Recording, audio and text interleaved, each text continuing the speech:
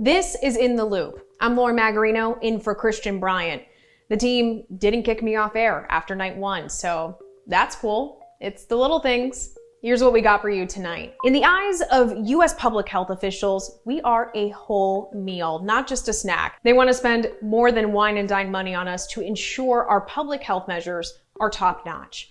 Why loosening the purse strings to do that isn't easy. Plus, President-elect Biden builds his cabinet, who made the list, and what we know about them. But first, here's what you need to know right now. Public health officials say COVID-19 vaccines could be distributed within a matter of weeks once the FDA approves them for emergency use. Hope and help are on the way. Though the number of shots would be limited to start, officials that are part of the Trump administration's Operation Warp Speed initiative estimate about 40 million doses could be distributed every month. That would be enough to immunize 20 million people, as the two vaccines from Pfizer and Moderna awaiting a green light from the FDA both require 2 shots. The CDC plans to make recommendations on which population should be prioritized for vaccinations, but ultimately, it will be up to each state's governor to decide who gets vaccinated first. Most people will probably have to wait months for shots to become widely available. More states make it official. After weeks of legal challenges and vote counting, both Pennsylvania and Nevada confirmed Democrat Joe Biden's victory over President Trump. And as more battleground states certify their election results, the federal government prepares for a new president. In a letter to President-elect Joe Biden, the General Services Administration recognized him as the apparent winner of the 2020 election. This begins the formal transition process, which means Biden and his team can now coordinate with federal agencies on plans for taking over on January 20th. It also gives him access to government data, transition funds, and office space in advance of his move to the Oval Office. Efforts by the Trump campaign to subvert the outcome of the election have largely failed, and while President Trump has yet to utter the words, "I concede," there's been growing pressure from Republicans for the president to acknowledge his defeat. President Trump tweeted that while he would continue to fight, he planned to cooperate with the government's official transition. Tens of thousands of refugees have crossed the border into Sudan to escape violence in the north of Ethiopia. The civil conflict began after the government forces clashed with soldiers from the Tigray region after an alleged illegal raid on an army camp. Despite calls for peace, the conflict continues to escalate, with neither side willing to negotiate or back down. Hundreds have been killed and many more displaced in what is increasingly looking like a full-blown civil war, and aid groups and the UN are now struggling to provide services to refugees. Leaders from the Tigray region had dominated politics in the East African nation for nearly 3 decades until 2018, when current Prime Minister Abiy Ahmed rose to power. The Tigray People's Liberation Front has refused to recognize the Prime Minister's authority since September. Remember at the start of the pandemic when cities, states, and businesses kicked up several notches on cleaning? And we were all like, how are we not already doing this? Well, U.S. public health officials have been feeling some type of way about this for a minute. There are certain health measures they'd like to see prioritized that seem like no-brainers to improve our way of living. But that would mean using funds typically spent elsewhere. Newsy's Cody LeGros looked into what would happen if priorities shifted and public health was treated more like national security.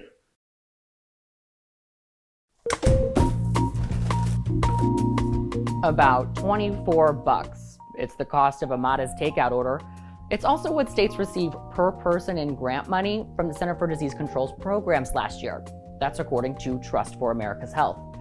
But if you were in Canada, you'd get more than an entree. It spends about $7,000 per person via public health funding, and that's like 300 chicken pad thais. While the CDC's overall budget increased in fiscal year 2019 and 2020, its core budget has been essentially flat for the last decade.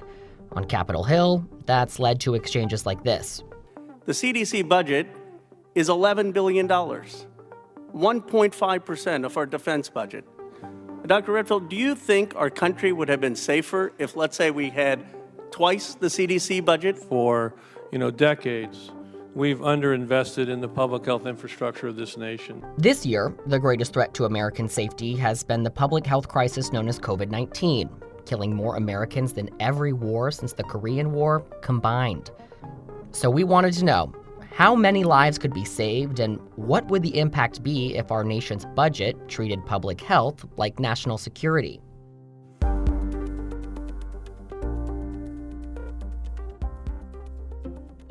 The defense budget is $738 billion. This past year, the Trump administration budgeted for 79 F-35s, and the cost of one is $144 million. The Cato Institute says that's the same as 2,800 ventilators.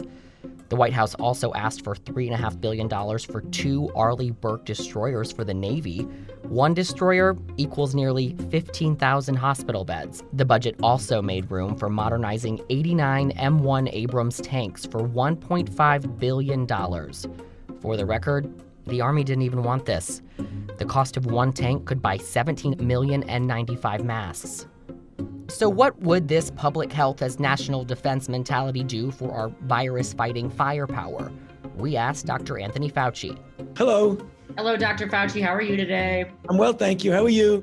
Is there room in this country to develop a more robust biological defense system? Why or why not? Yeah, I mean, we have a program that we started some time ago and was fortified by the threat of a pandemic flu, when we had the bird flu, that jumped species, killed people. Luckily for us, it never developed an efficient capability of going from person to person. But it was a threat, and it triggered what's called Pandemic Preparedness Program, which is just what you're referring to. Just as you would put money into a Department of Defense, we put money into developing the infrastructure, the stockpiles, the preparedness, the platforms for vaccine. We are at war right now, and we need to be able to make these really significant year in and year out investments.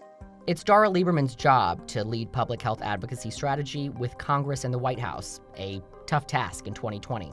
How do you respond when someone proposes, what if we prioritized public health funding like national security?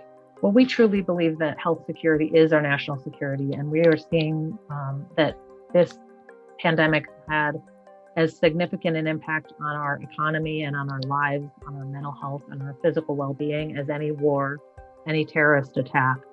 And while public health isn't expecting a Pentagon-sized budget anytime soon, Lieberman wants to see less reactive spending and a more proactive approach to bolstering the infrastructure. Now, what's looming very large in public health mind is the optimism of a vaccine. So we are spending billions and billions of dollars on developing several candidates for a COVID-19 vaccine, but we have not spent any money on the actual distribution. The Association of State and Territorial Health Officials estimate vaccine distribution to cost $8.4 billion. The organization says that money is urgently needed to strengthen federal, state, and local health departments. We're holding our health department together with DOS and duct tape. And it's so inadequate. You wouldn't accept this from a local hospital. So why is it acceptable for a local health department to function this way?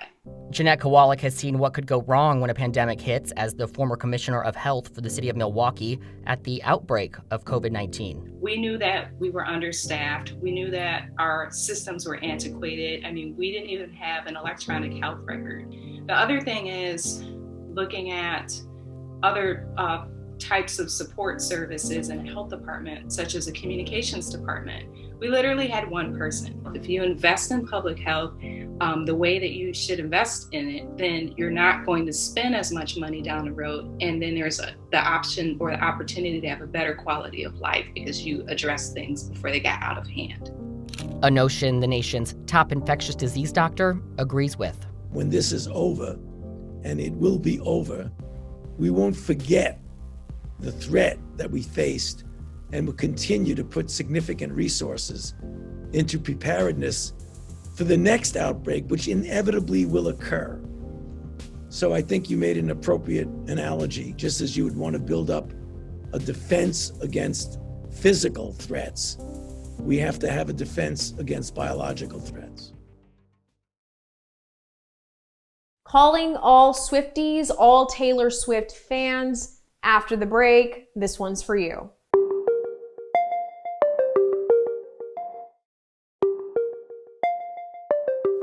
You know, Christian Bryant isn't the only musical one around here, which is why I deeply appreciate today's trending topics. The music world is buzzing today with the release of the 2021 Grammys nominations. Here's some of the most notable. For the first time in Grammy history, all the nominees for Best Country Album are women. A clear nod by the Recording Academy at a moment when female artists say they have struggled to get their music played on country radio. Kanye West was nominated for a Grammy, but not in the rap category. He's up for Best Contemporary Christian Music Album with Jesus is King. Beyoncé is now the most nominated female artist ever. This year, Queen Bee was nominated for 9 awards, and of course, she did it without even releasing an album. Are we surprised? In the Record of the Year category, she's up against herself with 2 nominations, the remix of Megan Thee Stallion's Savage and her own Black Parade. Trevor Noah will host the award show set to air on CBS January 31st. It's still unclear if there will be a live audience of any size. If they don't already have an account, Swifties will definitely be investing in a Disney Plus membership today. In a surprise tweet, Taylor Swift announced she will be dropping Folklore, the Long Pond Studio sessions, at midnight exclusively on Disney Plus. Vintage tea, brand new phone, high heels on, cobblestones. When you are young, they assume you know nothing. Swift dropped Folklore unexpectedly back in July, and it quickly became the only album in 2020 to sell more than 1 million copies in the US. It's an album that allows you to feel your feelings, and it's a product of isolation. And in true Taylor fashion, her favorite number was hidden in the release date announcement. 24 minus 11 equals 13. I'll take Jeopardy's new host for 800. Who is Ken Jennings? Jeopardy says there will be a series of interim guest hosts as it plans to resume production next week. Jennings is up first. You might recognize him as a previous contestant on the show because he's been on more than 70 episodes. Jennings holds the record for the longest winning streak on Jeopardy. Ken. What's the Trojan horse? Ken. Who's Jean Lafitte? Ken. What's the dodo? Ken. What is Stella? In a tweet, Jennings said there will only ever be one Alex Trebek, but he's honored to help fill in. Trebek was the only host of the show for more than 35 seasons. He passed away earlier this month. The last episode he hosts will air on Christmas Day. When it comes to the 2020 presidential election, President Trump's refusal to concede really caught most of America's attention. But there's an election-related story that kind of flew under the radar, signifying a potential shift on the legalization of marijuana. Dan Grossman reports. We could be trite and say support for legalization is higher than ever. Once people legalize it, they like it. They like the prohibition ending. But when you look at the numbers, it is difficult to point to the contrary. It was no small number. This didn't just squeak by. In former U.S. Attorney Brendan Johnson's state of South Dakota, the vote to legalize marijuana on November 3rd passed with 54% approval, while 62% of the residents voted to re-elect Donald Trump as president, a once partisan discrepancy that can also be seen in Montana, where 57% of the electorate voted for Trump and 58% voted for legalization. Part of our state's libertarian streak, which leads people to believe, hey, the government doesn't have a role to play in this, and frankly, prohibition has not been effective, I think carried the day along with the real economic costs of continuing to build larger and larger prisons across the state. According to Johnson, 10% of the state's arrests are for marijuana possession, oftentimes a few grams.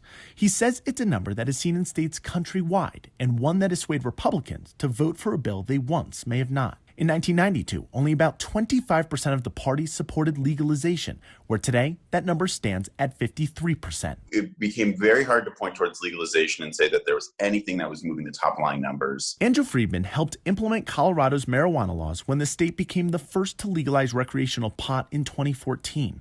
He says it became a case study for others who thought the drug would lead to more arrests, youth use, and crime. All things that never transpired, according to the Crime and Justice Research Alliance. There's a lot of Republicans who believe in less government and who think that the war on drugs was a failure and would themselves be for legalization, but there were a lot of unanswered questions. And now more and more questions are getting answered, and so they're having fewer reasons to say no. In 6 years, 15 states have voted to legalize recreational marijuana, while 35 have legalized medical use, a joint domino effect that Friedman only expects to roll into the future. I'll see myself out. I expect to see a growing course of Republican leadership that are looking for legalization. I'm Dan Grossman reporting. Filling the positions for his administration. Next up, we dig into President-elect's cabinet picks so far.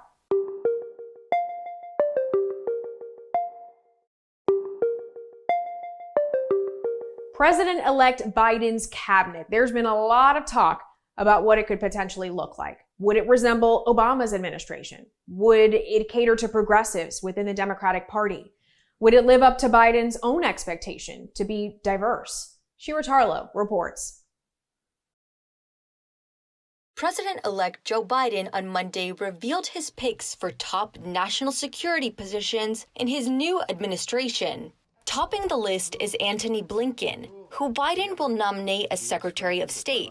Blinken is one of Biden's closest and longest-serving foreign policy advisors. He previously served as Deputy Secretary of State and Deputy National Security Advisor under President Barack Obama. Other notable appointments include former Deputy National Security Advisor Avril Haines as Director of National Intelligence, Jake Sullivan as National Security Advisor, Linda Thomas Greenfield as U.S. Ambassador to the United Nations, and Alejandro Mayorkas as Homeland Security Secretary. If confirmed by the Senate next year, Haines will be the first woman to lead the intelligence community. Mayorkas will be the first Latino and immigrant to head Homeland Security, and Sullivan will be one of the youngest ever to serve as National Security Advisor. Biden has said he is pushing for a diverse cabinet. I said at the outset, I wanted to represent this campaign to represent and look like America. We've done that. Now that's what I want the administration to look like and act like. On the trail, he spoke often of the nation's foreign policy, vowing to rebuild American diplomacy. So I'll make it my mission to restore American leadership, elevate diplomacy as a principal tool of our foreign policy. Rounding out the list Monday was former Secretary of State John Kerry, who will serve as President-elect Biden's climate czar. All six announced Monday had previously served in the Obama White House in some capacity. Shira Tarlow, Newsy, Washington. Things in Sweden are looking a lot like things here, and I don't mean that in a good way. Cases of coronavirus are climbing, and critics say restrictions don't go far enough. As Sweden tries to take a tougher stance, Newsy's Ben Shamiso explains why it might not be enough. Near normal life continues in Sweden as the country's light-touch approach to the pandemic is being tested by surging cases and hospitalizations. Strains on medical services have pushed the government to take stricter measures, including banning public gatherings of more than 8 people and prohibiting the sale of alcohol after 10 p.m. But critics say the new rules don't go far enough. The rule of 8 is for public gatherings. It doesn't apply to schools, libraries, all sorts of private events. Besides the new rules, all other advisories in place, such as avoiding non-essential mixing, are just recommendations. Can you hear me? Anders Stagnell, the architect of Sweden's approach, admits too many aren't following the advice. During the spring, this worked really well. We managed to get people to stop meeting each other to a great extent. If we can get back to that level of follow-up on our advice, I think we can handle the situation also during this fall. Critics say relying on people to do their part voluntarily can only go so far, especially after Tegnell himself downplayed the severity of the virus. Anders Tegnell has been giving the message all summer and into the early fall that our immunity was going to keep us from having a large second wave. Another point of contention, the Swedish Public Health Agency does not encourage people to wear masks, despite growing criticism from the Royal Swedish Academy of Science, which awards Nobel Prizes. Professor of Chemistry Andrew Ewing is a member of the Academy. We have about a 1% compliance with wearing masks in this country. It's definitely an issue. Sweden's strategy relies on Swedes following health guidelines without being forced. In return, the country hopes to minimize the negative economic and social impacts that come with a lockdown. There's broad support for the country's policies, even though Sweden's total death toll is more than 4 times the combined number of its Nordic neighbors, which have all imposed tougher measures. And while Sweden's economy is not suffering as much as hard-hit countries like the UK and Spain, it is faring worse than its neighbors Finland, Norway, and Denmark. To let a lot of people die and get nothing for it is a disaster. Ben Chamisso, Newsy. Shout out to Michael N. for the kind words on Twitter. Really appreciate them. If you haven't done so already, feel free to reach out to us on Twitter using the hashtag #NewsyInTheLoop.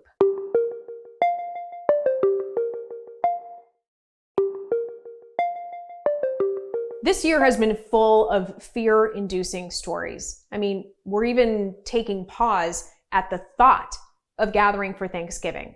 Who knew? But at Newsy, we're all about facts, not fear. Our health reporter Lindsay Thies dug into the risks of hosting a Thanksgiving dinner. As the holiday season begins, you might be wondering about the risks of getting sick with COVID-19 as you make plans to celebrate. We asked the experts, what's the risk of hosting a Thanksgiving or Friendsgiving dinner this year? How can I serve a meal and limit risk? Their take, the risk of contracting COVID-19 from hosting Thanksgiving is high. The risk is actually quite high to have any indoor gatherings with people that are not in your immediate family that you live with every single day. You may want to rethink that gathering and move to a virtual mechanism instead. How well is the area set up to allow for distancing between family members and guests? And how good is the ventilation? If you are inside and you can't have windows open and you're forced to sit close together, it would be optimal to have people being masked while you're serving and when they're not eating or drinking as much as possible. But again, as you take that mask off and talk and eat or drink at the same time, there will still be risk that will occur during that period for the spray of aerosols or droplets. The use of fans in the area can also help reduce your risk. You want to make sure that you've got really good ventilation and good circulation in the room where you're hosting your dinner. The best thing you can do is have a couple of box fans, one drawing air into the room, one exhausting air out of the room. Making sure that that fan that's blowing into the room isn't blowing directly on anybody. Probably the safest is not to have other people over right now in most parts of the country. You couldn't do this, say, in the backyard or, at a, on a picnic table in the backyard or something like that. Over the summer, that was definitely a good option to have, but now it's going to be tough. For more information on what is low, medium, or high risk, visit newsy.com/what's the risk. There you have it, folks. The answer we didn't want, but need to know. Stay safe. And as always, thanks for watching In the Loop. Top stories from Newsy are headed your way right now.